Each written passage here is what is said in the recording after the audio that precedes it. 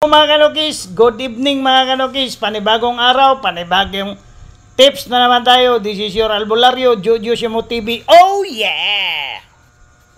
So ngayon mga kanukis, ito yung katanungan. Boss Joe, paano ba magpapainom ng El Toro at saka Bitmint Pro 357 for maintenance? For maintenance sila.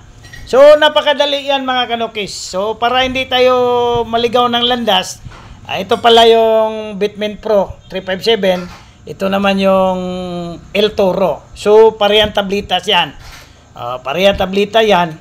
So, ang pagpapainom niyan, pag maintenance, tig-iisang tablitas lang yan every week. So, ibig sabihin, magpapainom ka ng isang Bitmint Pro tablet at saka isang El Toro sa gabi every week.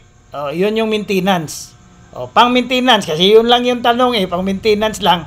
So, ganun lang kasimple. At saka, yung dalawang gamot na yan mga kanukis, Bitmint Pro at saka El Toro, mabibili nyo yan sa Shopee.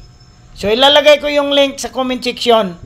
So, pag may nakalagay doon link, kung gusto nyo mag-order, gusto nyo bumili, so, i-click nyo lang yung link na makalagay na shop now.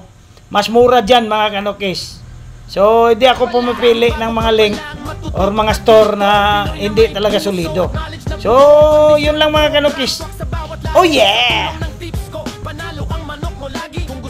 Panalo, wag na magpatumpik. Lahat ng tinuro ko may resulta sa sabong. 100% di ka bibiguin.